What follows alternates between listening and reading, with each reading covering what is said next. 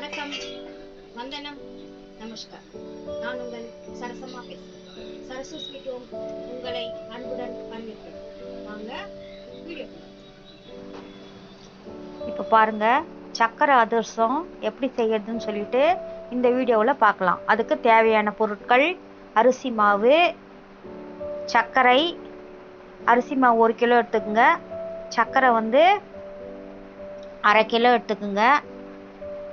அதுக்கு 1 கப்பு வந்து தண்ணி, ஏலக்காய். அரிசி மாவு நல்லா ஜெலிச்சு எடுத்துக்குங்க. ஒரு 2 ஹவர் நல்லா ஊற வச்சுட்டு அரிசியை நல்லா பச்சையாக இருக்கிற மாதிரி இருக்கணும் அரிசி, சரிங்களா?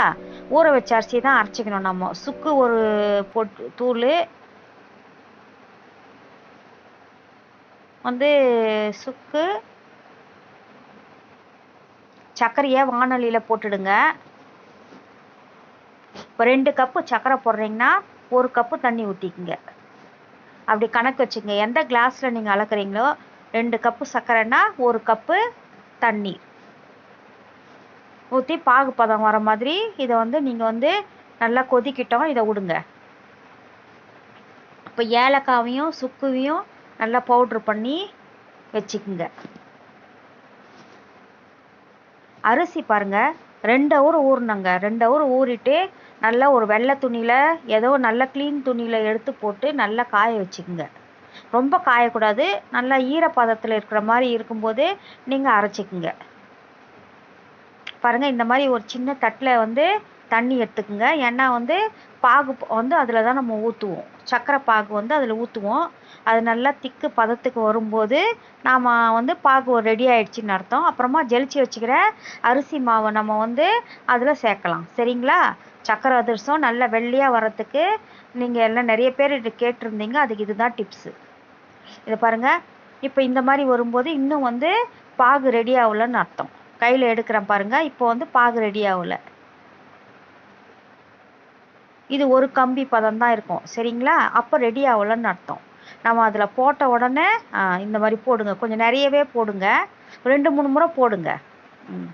பாருங்கள், இந்த மாதிரி வரணும். நல்லா பாருங்கள், நல்லா கம்மு மாதிரி எப்படி பேஸ்ட் மாதிரி வருது பாருங்கள், ஜெல்லி மாதிரி வருதுங்களா? இந்த பதத்துக்கு வரும்போது தான் நம்ம வந்து மாவு போட்டு கலரணும், சரிங்களா? அரிசி மாவு போட்டு கலர்னா வந்து அதிரசம் உடையாது. நல்ல பதத்தில் நல்லா வட்ட வட்டமாக தட்டி போட்டிங்கனாலும் அதிரசம் உடையாது. ஒரு 2 ஸ்பூன் நெய் எடுத்துக்குங்க. நெய் ஊற்றிக்குங்க. இதில் அதிரசத்தில் வாசனையாக இருக்கும். வாசனைக்காக தான் நம்ம வந்து நெய் ஊற்றுறோம் இதில் சக்கரை அதிரசத்தில், சரிங்களா? மாவு போட்டு கொஞ்சம் கொஞ்சமாக போட்டு கலருங்க. பாருங்கள், நான் கலரின்னு இருக்கேன் பாருங்கள். இந்த மாதிரி மாவு கொஞ்சம் கொஞ்சமாக போட்டு அதில் நல்லா சப்பாத்தி மாவு பதத்துக்கு பிசைஞ்சிக்குங்க. இது சுடுது, அதனால் வந்து அப்படியே கொஞ்சம் கலரிட்டு ஒரு 10 நிமிஷம் விட்டுடுங்க. அதுக்கப்புறமா கையால் நல்லா பிசைஞ்சு மாவு பதத்துக்கு பிசைஞ்சிக்குங்க, சரிங்களா? சூட்டில் கை வச்சிடாதீங்க. சூட்டில் கை வச்சு பிசைஞ்சால் கை வந்து இதுவாகிடும், அதனால் வேணாம், பிசையாதீங்க. பாருங்கள், சுக்கு பவுட்ரு இப்போ தான் சேர்க்குறேன் நான். ஏலக்காய் சுக்கு பவுட்ரு ரெண்டும் பொடி பண்ணி வச்சுக்கிட்டு கடைசியில் சேர்த்துக்கிறேன்.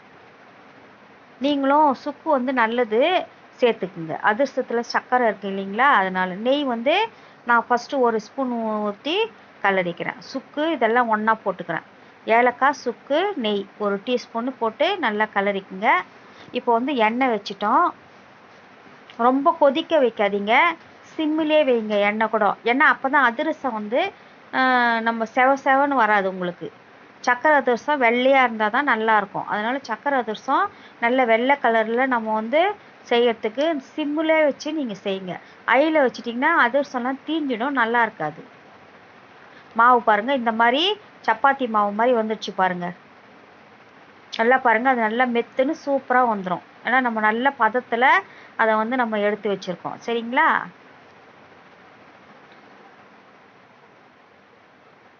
இப்போ கொஞ்சம் கொஞ்சமாக தட்டிக்குங்க. இந்த மாதிரி ஒரு பேப்பர் போட்டுக்குங்க.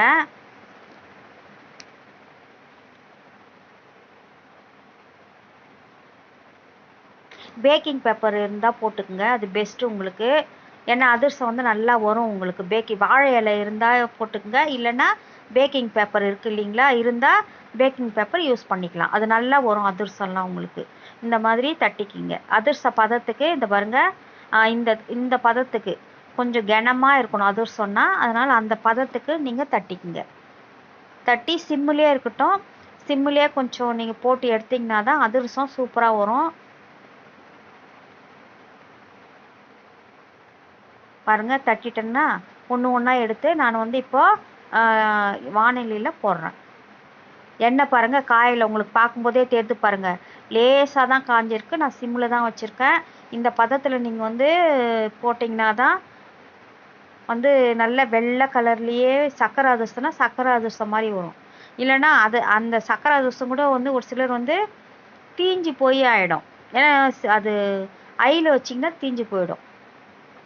சிம்மிலே இதே பதத்தில் கடைசி வரைக்கும் சுட்டு எடுக்கணும். ஐலெல்லாம் வைக்கவே கூடாது. பாருங்கள், நான் ஒன்று ஒன்றா போடுறேன். அப்போ அந்த பதம் எவ்வளோ அழகாக வருது பாருங்கள் உங்களுக்கு.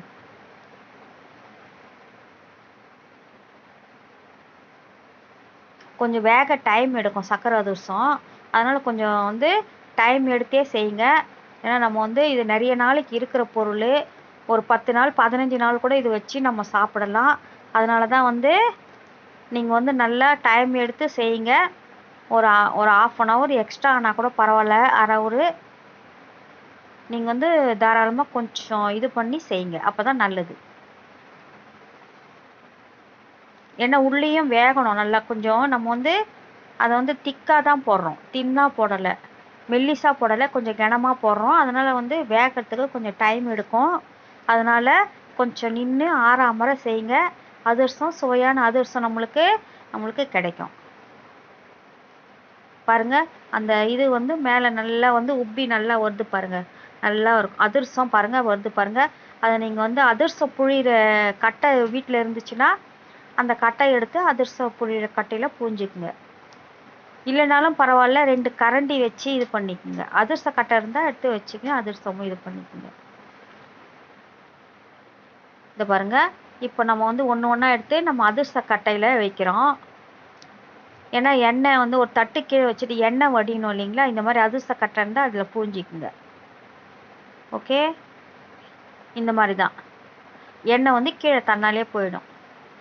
பாருங்கள், அதிரசம் சுவையான அதிரசம். பாருங்கள், கரெக்டாக பொன்னிறமாக வெள்ளை கலரில் இவ்வளோ அழகாக வந்திருக்கு பாருங்கள் அதிரசம். நல்லா அதிரசம் வந்துடுச்சு. இந்த மாதிரி ஒரு அதிரசமாக சுட்டு அதிரச கட்டையில் வச்சு ப்ரெஸ் பண்ணிவிட்டு எடுத்து வச்சுடுங்க. ஏன்னா எண்ணெய்லாம் கீழே வந்து அந்த தட்டிலே வடிஞ்சிக்கும். நம்ம வேணும்னா அடுத்தது நம்ம யூஸ் பண்ணிக்கலாம். இதில் வெள்ளை அதிரசம் எப்படி செய்கிறதுன்னு பார்த்தோம். அடுத்து சக்கரை அதிரசம் எப்படி செய்கிறதுன்னு பார்த்தோம். அடுத்து நம்ம வெள்ளை அதிரசம் எப்படி செய்யலாம் அப்படின்னு பார்க்கலாம். இது நல்லா தீபாவளிக்கு நம்ம வந்து இந்த மாதிரி சுட்டு பாருங்கள், ரொம்ப நல்லா இருக்கும், சுவையாகவும் இருக்கும். நான் சொன்ன மெஷர்மெண்ட்லேயே செய்யுங்க. இந்த மாதிரி பாருங்கள், ஒன்று ஒன்றா எடுத்து இந்த அதிரச கட்டையில் போட்டு எடுத்து பாருங்கள். எடுத்து அதிரசம் ஆறட்டோன்னு எடுத்து அடுக்கி வைங்க.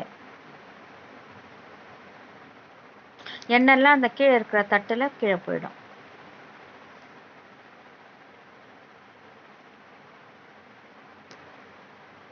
பாருங்கள், நல்ல அதிரசம் பாருங்கள், நல்ல வெள்ளை கலர்லேயே இருக்குது. அந்த இது சுற்றி தான் கோல்டன் ப்ரௌனில் லைட்டாக வந்திருக்கு. இது முன் பதத்தில் கூட நம்ம எடுத்துருக்கலாம். ஆனால் வந்து கொஞ்சம் கோல்டன் ப்ரௌனாக இருக்கட்டுமே தான் நான் தான் வந்து அந்த மாதிரி எடுத்தேன். இந்த வீடியோ உங்களுக்கு கண்டிப்பாக அது பாருங்கள் பிடிச்சிருக்கும். பாருங்கள், அது உடைக்கிறேன் பாருங்கள், எவ்வளோ சாஃப்டாக இருக்குது. சாஃப்டாக இல்லை, அது அதிரசம் பதமே இப்படி தான் வரும். கொஞ்சம் நல்லா திக்காக இருக்கும், மேலே நல்லா சூப்பராக இருக்குது, உள்ளெல்லாம் நல்லா வெந்திருக்குது, ருசியாக இருக்குது. சரிங்களா?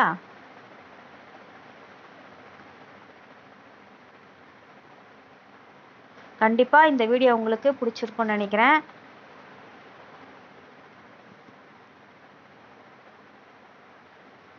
இந்த வீடியோவை ஸ்கிப் பண்ணாமல் பாருங்கள். அப்போ தான் வந்து செய்முறை வந்து விளக்கம் கரெக்டாக உங்களுக்கு வந்து தெரியும்.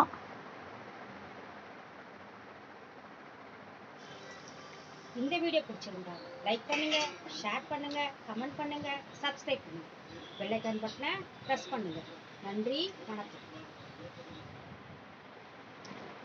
Thank you for watching.